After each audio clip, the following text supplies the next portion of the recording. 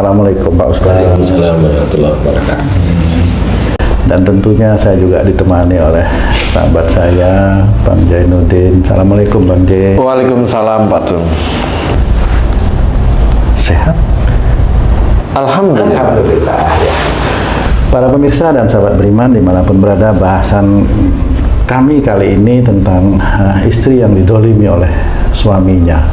Banyak sekali cerita atau bahkan kejadian di lingkungan kita, teman-teman kita, istri teman kita yang selalu mengeluh gitu.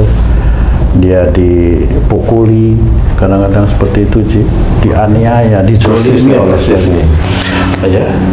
Kehidupannya sudah beberapa tahun ini dibilang nggak baik-baik saja, karena suaminya nggak kerja, tapi malah mengeksploir si istri ini, suruh kerja lembur, kerja apa, uangnya dimanfaatin buat suaminya.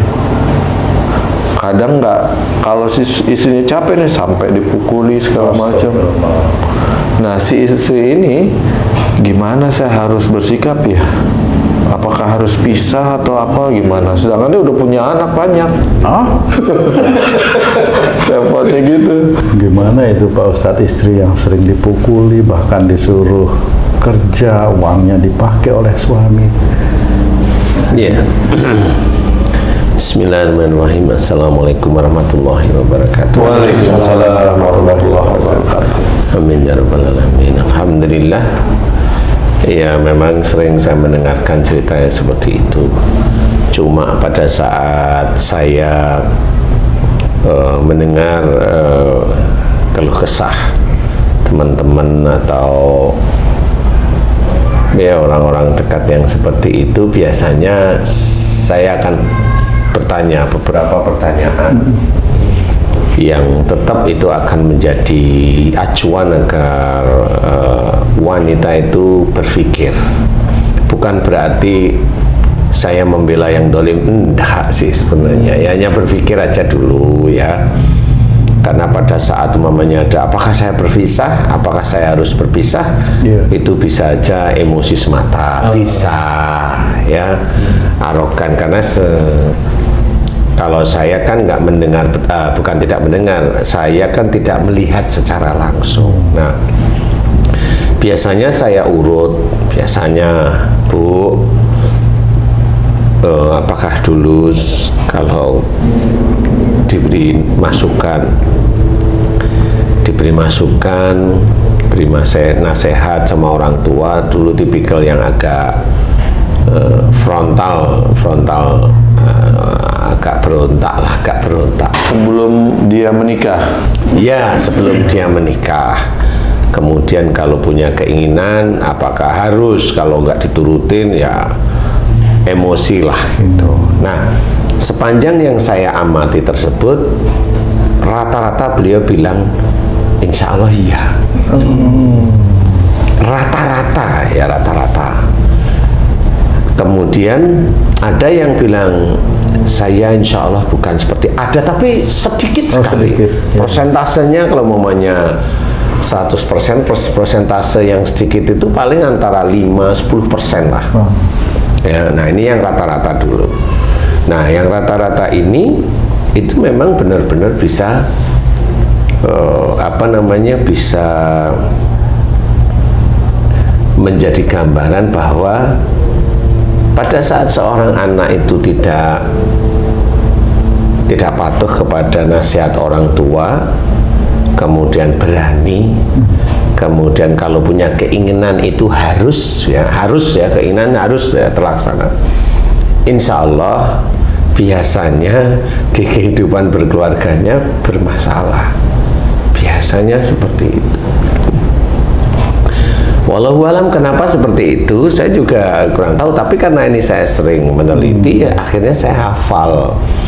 Jadi kalau seorang itu senantiasa berani dengan orang tua, pokoknya ngajak berantem atau beda pendapat terus saja, rajin berbeda pendapat. Jadi besok pada saat ada yang memang tidak dapat tidak dapat jodoh dari itu. Kalau tidak dapat, sulit dapat jodoh. Sulit ya. Kalau mendapatkan jodoh biasanya pasangannya seperti yang dia lakukan dulu dengan orang tua, berani. Nah kalau umpamanya dia cewek kan akhirnya dia ketakutan diberaniin sama suaminya, kan gitu ya. Akhirnya begitulah yang terjadi. Karena apa? Sebenarnya apa yang terjadi pada para ibu-ibu itu sebenarnya adalah petunjuk dari Allah Ta'ala bahwasanya saat ini beliau lagi mendapatkan ujian, suaminya lagi brutal ceritanya. Nah itu agar untuk mengingat bahwa dulu beliau ini termasuk yang agak sulit menerima masukan, nasihat, bahkan agak berontak, bahkan berani dengan orang tua seperti itu. Itu untuk mengingat aja sebenarnya. Jadi cara Allah untuk mengembalikan hamba-hambanya ada di dalam syariat yang benar itu ya begitu. Insya Allah pasti akan diuji dengan seperti itu. Gimana Ustadz kalau seseorang mengalami seperti itu, dia untuk flashback mengingat masa lalunya terhadap orang tuanya itu ininya apa namanya itu sampai dia berpikir harus ke sana tuh gimana caranya Ustadz? Ya, memang yang namanya kita kan diajarkan oleh banyak para ustadz ya bahwa muhasabah itu apa sih intinya? Evaluasi, kemudian introspeksi. Introspeksi itu kan nggak tadi sebenarnya. Introspeksi itu nggak cuma tadi saja. Introspeksi itu ya kemarin, ya minggu kemarin, ya bulan kemarin, ya tahun-tahun sebelum. Introspeksi itu insya Allah seperti itu, sehingga akan ditemukan bagaimana Allah itu senantiasa mengajarkan bahwa kita itu kalau sudah mengetahui segera mohon ampun, kan begitu. Jadi dosa itu tidak hanya pada saat dia melakukan dosa mohon ampun, nggak cuma itu saja, tetapi kalau dia seharian sudah tidak melakukan dosa, ya dia introspeksi dulu dosa-dosa yang lalu, kepada orang tuanya bagaimana, kepada saudara-saudaranya bagaimana, kan gitu. Nah di titik inilah sebenarnya orang itu harus evaluasi. Jadi nggak cuma hanya hari ini, tadi, kemarin, enggak. Puluhan tahun ke belakang itu harus evaluasi. Insya Allah ada beberapa ustadz yang bilang umpamanya tidak perlu kita itu melihat ke belakang. Enggak, malah melihat ke belakang itu dosa-dosa kita. Yang tidak perlu kita lihat ke belakang adalah amal baik kita, nggak perlu kita lihat. Niatkan aja karena Allah Ta'ala, nggak perlu dilihat amal baik. Malah ada yang nyaranin istri ini disuruh bacain ini untuk suaminya jadi kasihan. Ya boleh, ya boleh. Apakah itu dari Allah? Karena Allah kan tidak mengajari seperti itu. Allah itu hanya mengajarkan bersyukur, kemudian mohon ampun, kan seperti itu. Muji Allah yang rata-rata kan seperti itu. Jadi nggak ada Allah itu mengajarkan menaklukkan suami, menaklukkan istri, kan nggak ada. Atau ada juga yang bilang begini Pak Ustadz, kalau seorang istri itu mendapat suami yang galak, yang kasar, istrinya disuruh bersyukur karena Allah mau meningkatkan imannya. Itu betul teori. Teorinya ya. Teorinya memang begitu. Tapi apakah dia betah setahun sampai 10 tahun punya suami seperti itu? Sebagai manusia biasa mungkin tidak betah. Bisa aja orang itu baru disindir atau dikasih ini, dia aja udah marah kok. Iya, baru aja sekali. Bener ya. Tidak bisa kita itu seperti itu. Bersyukur itu mendapatkan suami, tapi pada saat galak, lah kan harus ada sesuatu yang kita pikirkan. Sama seperti umpamanya kamu jualan rugi, wah, kan gitu. Bisa sekali dua kali rugi. Kalau sekali rugi ya kamu bersyukur, nggak ada masalah. Tapi apakah kamu tidak berpikir kenapa saya rugi, kan seperti itu? Itu yang kan harus difikirkan seperti itu. Iya. Apakah rugi terus disyukurin? Habis lama-lama. Iya, kalau uangnya itu hutang di bank selesai. Ini kan harus difikirkan caranya, ya harus ada evaluasi. Bersyukur, ini memang betul. Tapi apakah kamu itu betah 1 tahun sampai 5 tahun sampai 10 tahun. Kan harus dicari solusinya. Seseorang itu dikasih marah oleh Allah Ta'ala itu fitrah sebenarnya, benar fitrah.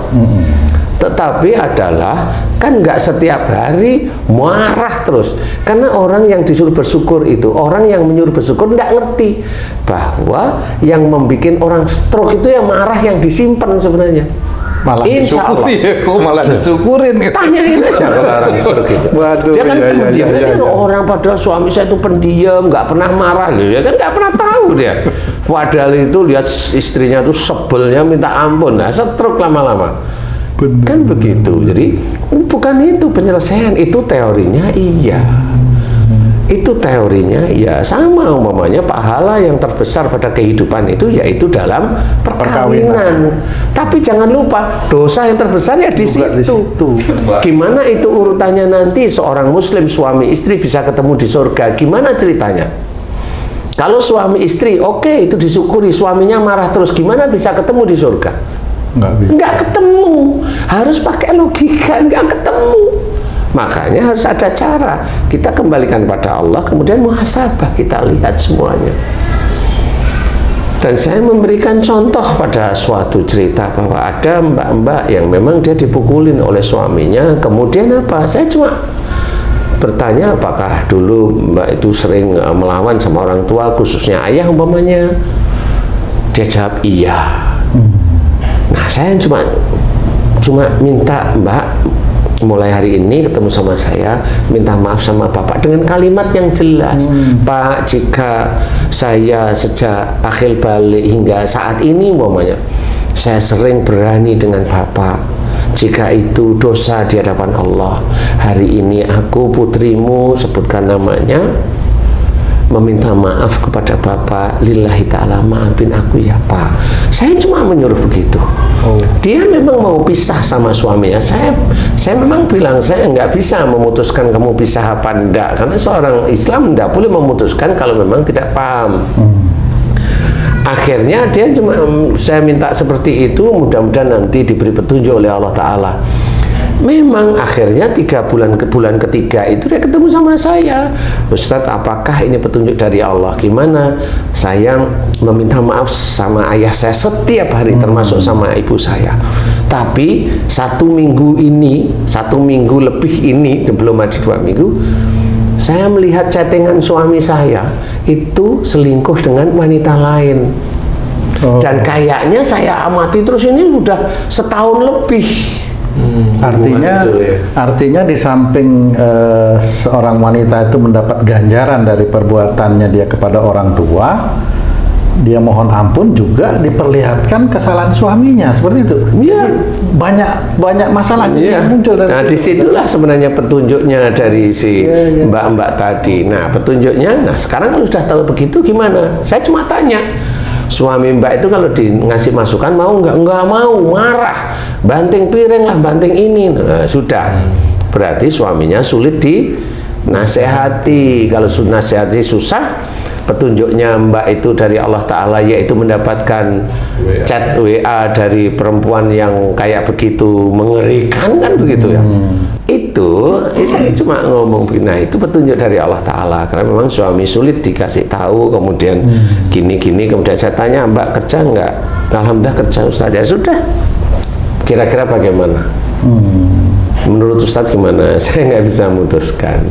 Nah, petunjuk itu cukuplah mbak untuk berpikir. Dia diam sebentar, dia bilang bismillah, saya coba untuk pisah. Akhirnya ya memang bisa, karena suaminya nggak dikasih tahu, nggak bisa.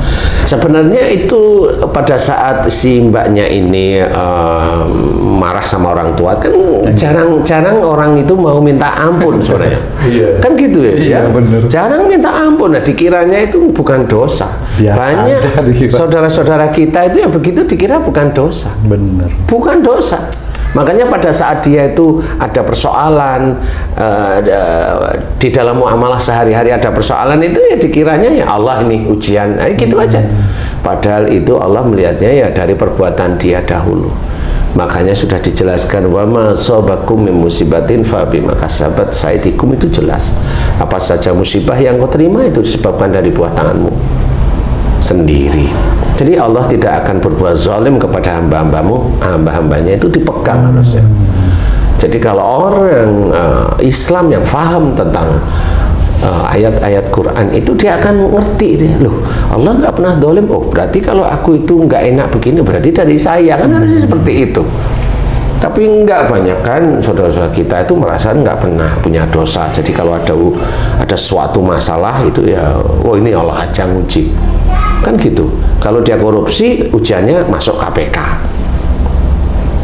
menurut dia, kan gitu. Nah, di titik inilah pada saat saya bilang seperti itu dengan mbak-mbak tadi, dia ya saya nggak memutuskan, tapi dia langsung paham. Selesai itu kemudian 6 bulan lagi ketemu sama saya, dia bawa suaminya, saya amati suaminya, alhamdulillah kelihatannya suaminya baik. Nah, itu dijawab oleh Allah Ta'ala setelah dia meminta maaf dengan ayahnya terus menerus, dengan ibunya terus menerus. Allah menjawab, walaupun dia dapat pasangan yang baik, itu salah satu cara, kan begitu. Walaupun sebenarnya perpisahan itu tidak disukai oleh Allah Ta'ala, dibenci, tapi diizinkan oleh Allah Ta'ala. Makanya kita nggak boleh memisah. Nggak boleh, oh kamu harus cerai ini dengan suamimu, nggak boleh. Oh kamu harus cerai dengan istrimu, ya nggak boleh seperti itu. Harus dilihat persoalan, dicari solusinya dulu. Kan kalau kita itu menyembah kepada Allah Ta'ala, kan nanti Allah akan memberikan jalan keluar, kan seperti itu. Makanya kalau ibu-ibu, ini ibu-ibu dulu nih ya, ibu-ibu suaminya yang seperti itu, coba koreksi dulu ya. Ini yang pertama tadi udah ketemu. Nah yang kedua adalah ibu-ibu nih, dia nggak pernah melawan sama orang tuanya. Maksudnya nggak pernah melawan itu jarang sekali berani dengan orang tua. Tapi kok dapat suami ya kacau balau gitu. Nah biasanya dia sejak dulu berdoa, ya Allah jadikan saya orang yang sabar. Nah dapatnya seperti itu. Tetap diuji juga. Tetap diuji. Biar doanya diterima. Kalau udah diuji berarti doanya diterima. Kan diuji dulu. Nah kalau momennya dia itu nyimpen marah, nah berarti dia nggak sabar. Jadi doanya diganti. Gantilah doanya dengan, ya Allah mudahkan segala urusan duniaku dan akhiratku. Itu sebenarnya, jadi mohon dimudahkan. Jangan minta sabar. Minta sabar itu harus ada ujian, kan seperti itu. Kalau udah terlanjur doa minta sabar, apakah untuk menggantinya itu termasuk sumpah Ustaz? Apa diganti dengan mohon ampun Ustaz? Sebenarnya itu kesabaran itu kan begini Ji. Ini saya tanya nih ya sama Haji nih. Haji itu berdoa mohon sabar itu tahu nggak ujiannya apa? Iya nggak tahu. Kan nggak tahu. Kan gitu. Iya. Ujian sabar itu ujiannya nggak tahu, benar-benar nggak tahu. Lah yang tahu itu ya Allah. Ya kok mintanya itu jadikan aku hambamu yang sabar ya Allah. Kan gitu. Sabar itu berarti kan ada masalah, ada ujian. Dia kemudian menyelesaikan dengan syariat Islam yang ada. Kemudian dia ikhtiar, kemudian dia tawakal. Nah, persoalan hasilnya dari masalah itu bagaimana kan terserah Allah. Nah, kalau dia doanya minta sabar terus, berarti ujian itu satu demi satu itu tetap terus saja mengikuti kehidupan dia. Nah, kalau dia doanya dilantunkan setiap hari, nah masalah itu pasti mendempel kepada dia setiap hari. Nah siapa yang dempel dengan dia setiap hari? Tetangga? Bukan. Siapa? Istri atau suami sebenarnya. Nah inilah cara berpikir. Jadi jangan minta sabar, mohon dimudahkan. Kan seperti itu. Kita bukan nabi, nggak ngerti ujiannya. Seperti itu. Jadi doanya yang baik. Nah, bukan nyalahkan. Enggak, saya nggak bilang nyalahkan. Tapi kalau udah terlanjur, ganti aja coba doanya. Mohon ampun sambil senyum-senyum. Ya Allah, nggak tahunya saya nggak kuat. Ya doa yang nggak tahu saya nggak kuat. Gitu Ci. Ya Allah, kayaknya saya dulu mohon agar engkau jadikan hambamu yang sabar. Nggak kuat ya Allah, benar-benar nggak kuat nih. Aku mohon mudahkan sekali gitu. Nah, kan seperti itu ya. Haji ada ide barangkali dari omongan saya? Ada. Jadi Jadi insya Allah seperti itu. Jadi pasangan yang zalim itu harus kita evaluasi dulu kenapa. Karena kan atau sejak awal kan pasti orang tersebut senang dengan pasangannya. So, saya tanya kok, Mbak, waktu mau nikah ini milih sendiri apa dijodohkan? Milih sendiri Ustaz lah, kan benar sudah. Kan begitu, nggak salah. Makanya yang namanya sekufu ini menjawab kamu tuh, sekufu itu. Kenapa dia senang dengan orang itu kan nggak tahu. Benar. Tapi itulah cara Allah. Sehingga dia tertarik dengan itu. Sebelahnya itu ada yang wajahnya biasa-biasa deh, ya tetap enak.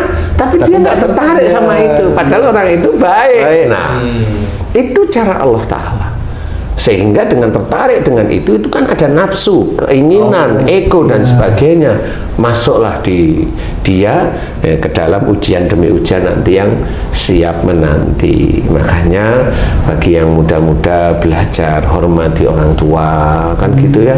Hormati orang tua, berbakti pada orang tua. Kemudian ibadah jangan ditinggalkan, tambahkan sunnah-sunnahnya.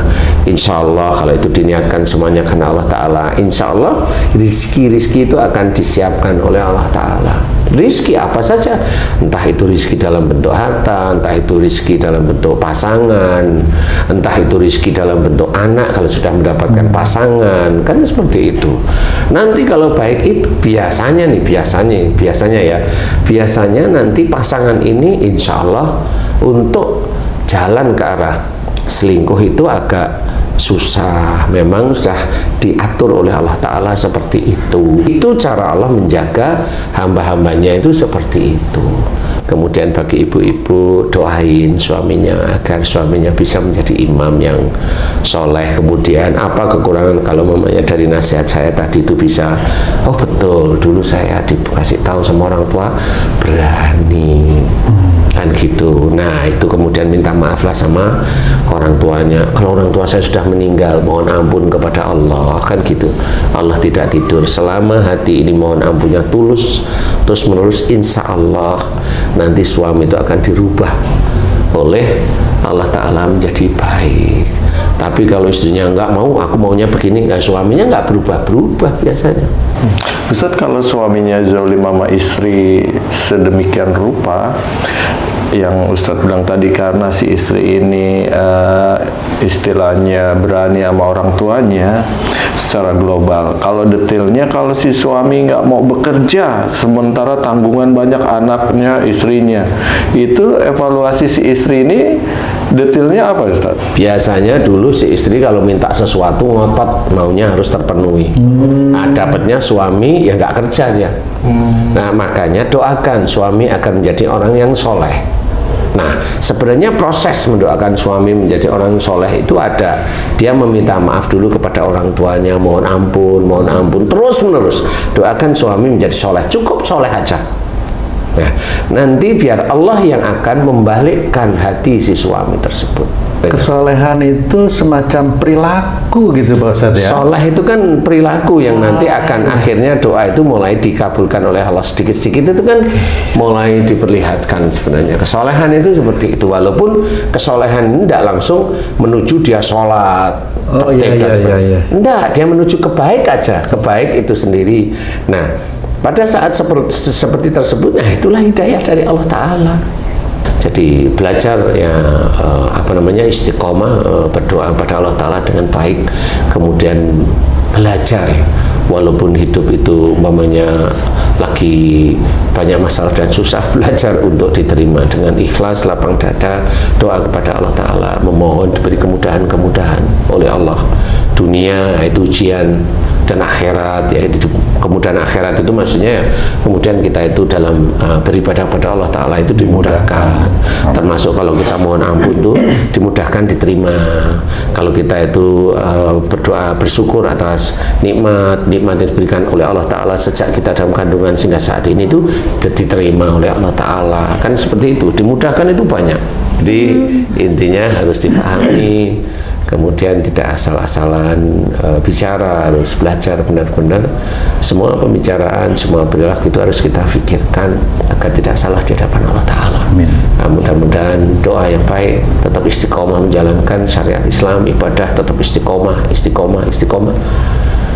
Mudah-mudahan doa-doa kita ya dimudahkan, segala urusan dunia dan akhirat itu dijabah oleh Allah Ta'ala. Amin ya rabbal alamin. Wallahu a'lam.